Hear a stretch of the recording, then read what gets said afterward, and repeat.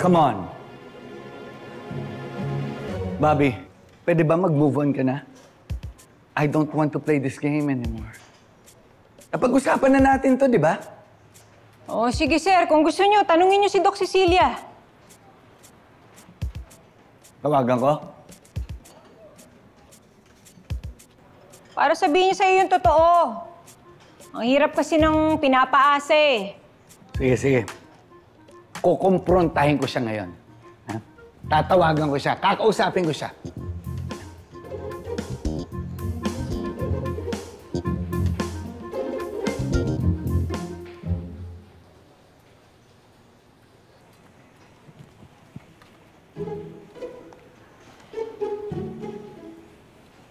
Bobby, alam mo bang wala na si Selena dun sa bahay? Hindi na siya dun nakatira ngayon. Okay. Bobby, pwede ba tayo mag-usap? Tungkol saan, sir? Yung tungkol dun sa nangyari. Ano nangyari?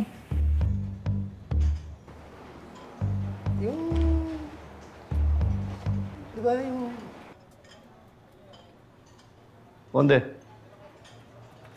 ano yung ginagawa mo? Padumilangin ko, Chief. Kalimutan kong maggupit eh. Ano po meron?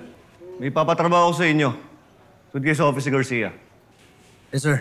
Enriquez, magdagdag ka ng tao dun sa event sa Barangay Tabang Lupa. Yes, sir.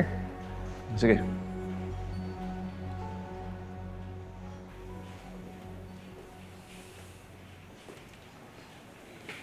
Sensya ka na, Enriquez, ha? Kung laging nauudlot. Ang alin, sir? Enriquez, sinubukan ko siyang kausapin pero parang wala talaga eh. Hindi ko makontak eh. Naku, sir. Isa lang ang ibig sabihin yan. Huwag kang manhead. Kung ayaw kang kausap, ayaw kang kausap. Hindi. Baka busy lang siya. O kaya naguguluhan. Pipilitin ko pa rin itong kausapin.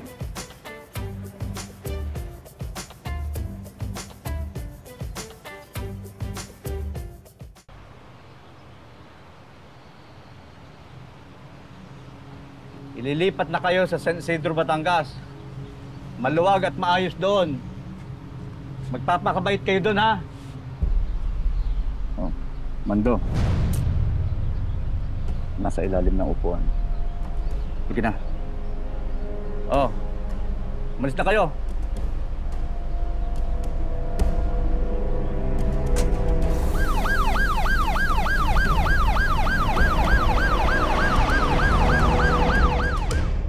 Bok, kasama sa ililipat si Mandong Warak? Mukhang nagbago na talaga yun. Malamang, napanood din yung Green Bones. Ganda storya nun. Baka nga. Huling kita ko, niligtas niya pa si Gomez. Pero, Bok, nakita ko mismo kung paano niya patayin yung mga polis. Hindi man lang siya nag-apologize sa pamilya. Kaya ang hirap isipin na kaya pang magbago isang katulad niya. At least, malilipat na siya.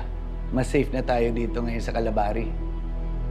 And speaking of lilipat, si Enriquez may planong lumipat sa Calabari Prison? Ano? Magpapalipat si Enriquez? Seryoso siya doon? Ewan ko. Basta binanggit lang niya sa akin na gusto niyang maging parte ng pagbabago ng mga preso. Alam ko na, sa tingin ko napanood niya rin yung Green Bones. Ganda talaga yung palabas na yan. Napanood mo na yan? Marami nagsasabi kamukha ko rin bida rin.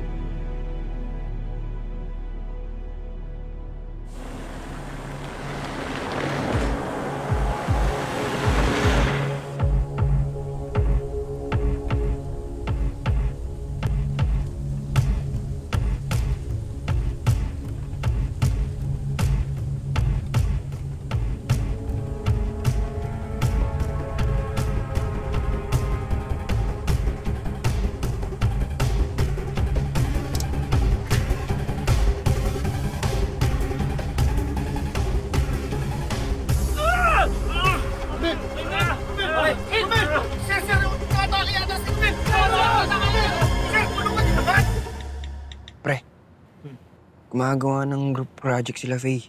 Kailangan nila ng interviewin. Sabi ko, sunod tayo Vince, pwede ba focus muna tayo kay Jaco? Saka ka na magpa-cute? Eh, pre, na-message ko na eh. Kasi hindi pwede. Kailangan natin sundan si Jaco.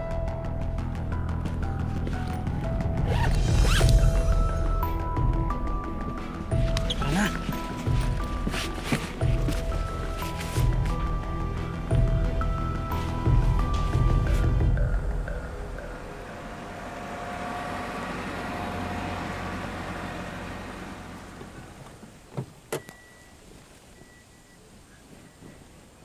Bok! Ha! Nag-text sa akin si Doc Cecilio. Oh, ano sabi? Teka lang. Ba't binura? Alam ko na yung mga ganitong style. Style to ng mga babae na hindi sinasagot tawag mo. Tapos, kung wari, maro-wrong send, ibibigay yung address kung nasan siya. Nagpapahabol yung mga ganito, Bok. Alam na alam ko to. Bok, baka naman na wrong send lang talaga. Tara, punta na natin yung pinapapunta ni Chief. Bok. Napag-aalatang wala ka talagang alam pagdating sa babae.